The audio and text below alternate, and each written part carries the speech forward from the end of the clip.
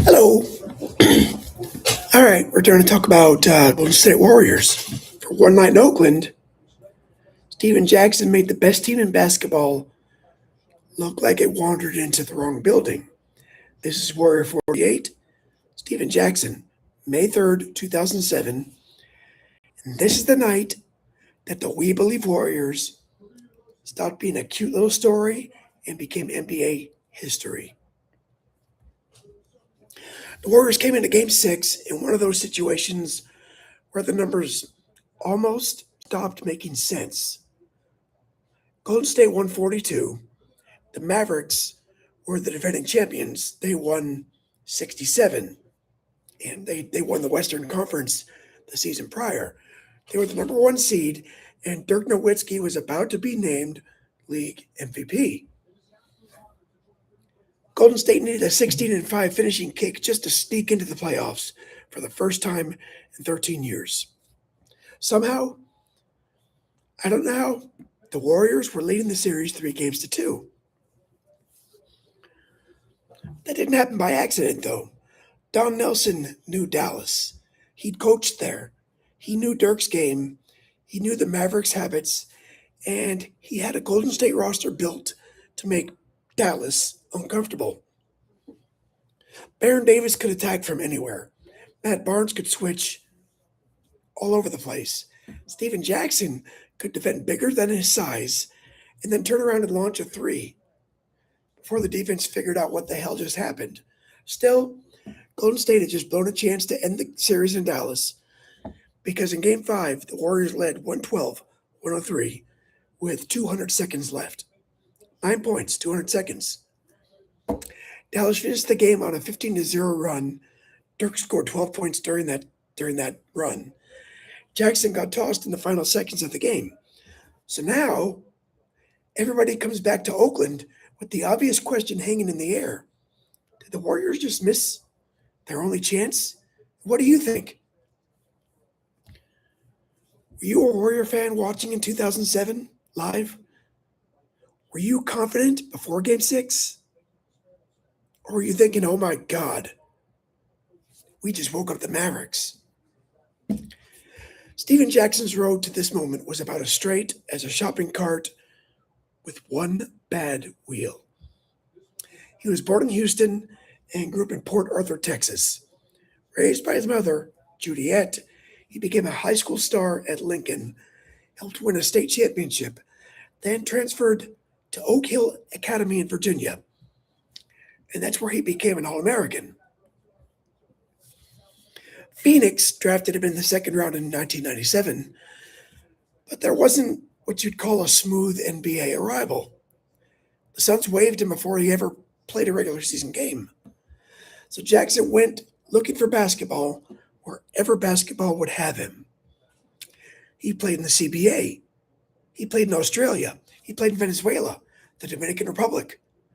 By the time he finally made the Nets in 2000, he'd already had the kind of basketball education that you don't get by sitting in a lottery pick's reserved seat. And in 2000, things started happening pretty fast. He landed in San Antonio, became a starter, and won a championship in 2003. Game 6 of the finals, he had three straight threes during the Spurs' clinching run against New Jersey. He spent a year in Atlanta, then he signed with Indiana. Yeah, Indiana's part of the story. Do you remember the Malice in the Palace? Jackson was one of the central figures in the Malice at the Palace in 2004. His Pacers years also included legal trouble away from basketball. By January 2007, his reputation was complicated enough that when Golden State acquired him with Al Harrington in the 8-player trade with the Indiana, nobody was really quite sure what the Warriors were getting. But what they got was exactly what this particular team needed.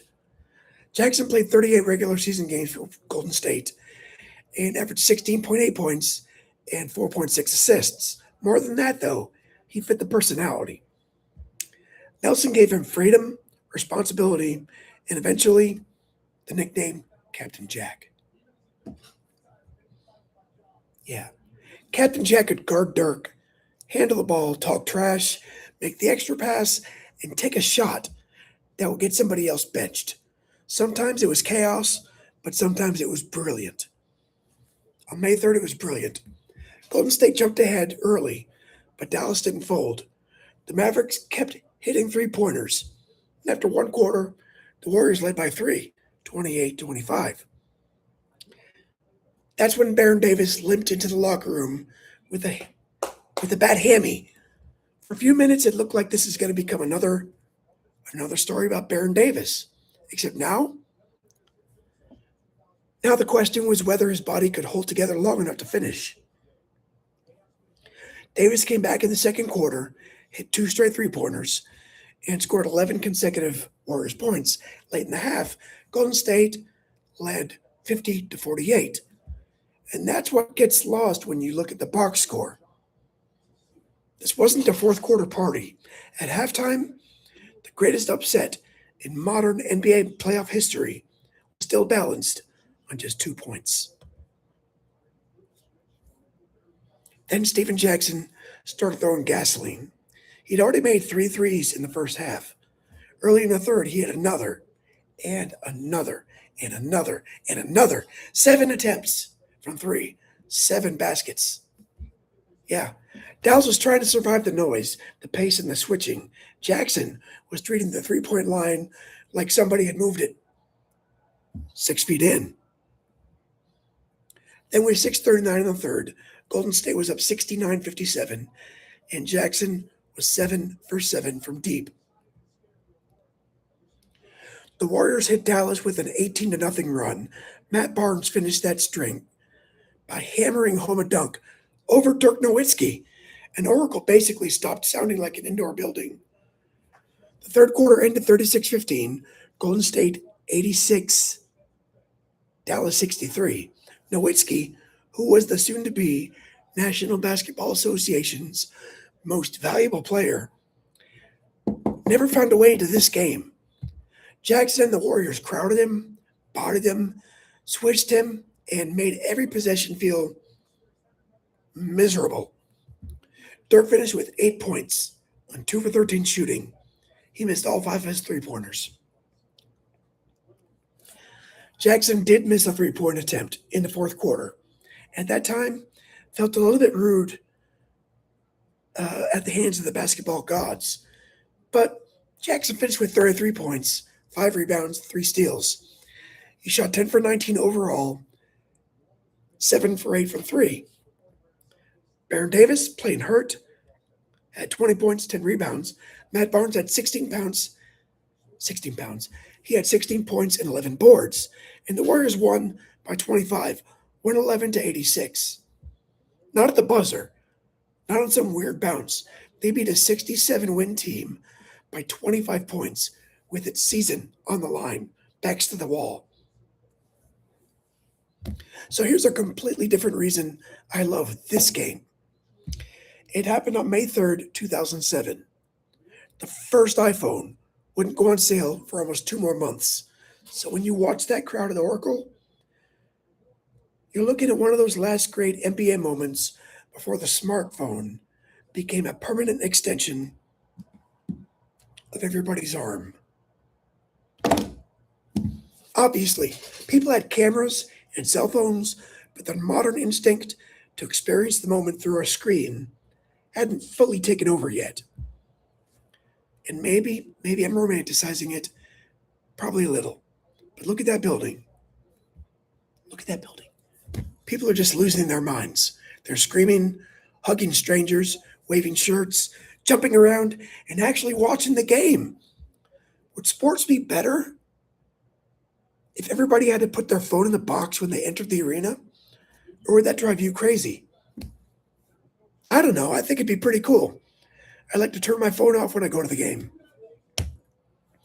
Maybe that's just me. So afterward, Jackson explained Davis told him during the second quarter that he wasn't feeling as good as he had in previous games and wanted Jackson to carry them. Hey, mission accomplished. Jason Richardson said he didn't know whether to pinch himself or wake up. Matt Barnes reminded everybody The Warriors had said they're going to shock the world. Don Nelson's description was simpler. This was a pretty special place to be, and the coverage understood immediately this wasn't just another round series. Golden State became the first number 8 seed to win a best-of-7 playoff series. They finished 25 games behind Dallas in the standings. For Jackson specifically, this night was almost perfect redemption for his own weird little piece of Warriors history. Earlier that season, while still with the Indiana Pacers, he'd hit a late 3 to beat the Warriors. His new teammates, had apparently given him plenty of crap about it after the trade. Jackson later joked he hoped that shot wouldn't be the reason the Warriors missed the playoffs. Almost. They were the 8th seed. But instead, he became the guy who shot them into the second round. Okay, this is where the fairy tale gets a little less fairy tale-ish. Golden State drew Utah in the conference semis. The Jazz were bigger, more physical, and a much worse matchup. The Warriors got the full Oracle Madhouse experience once more with a Game 3 win, including Baron Davis's famous dunk over Andrei Kirilenko. But Utah took the series in 5. And that was it for Win Believe. Dallas, they didn't have the rest of a season. Their season was dead right there on Oracle floor. 12 days later, Nowitzki had to accept the MVP award after one of the most humiliating playoff exits ever attached to an NBA season. But Dirk eventually answered it the best possible way. 4 years later, Dirk and Dallas won the championship. Golden State's 2007 run didn't end with a ring, but I'm not sure that's the point, because some teams win championships, then slowly fade into a line in the media guide. This team won one playoff series, and people still talk about it like they were there when the wall came down. So would you rather have a technically better team that nobody remembers, or one completely insane month that becomes part of a franchise's identity forever? Jackson stayed with Golden State for 2 more full seasons. He averaged 20.1 points in 2007-08, and the Warriors won 48 games and missed the playoffs with 48 wins. The next year, he averaged a career-high 20.7 and also handed out 6.5 assists per game. By 2009, though, the relationship has run its course. Golden State traded him to Charlotte, where he became one of the first main scorers on the Bobcats ever to reach the playoffs. Later, he went to Milwaukee, made a return trip to San Antonio, and finished his NBA career with a short Clippers stint in 2013-14.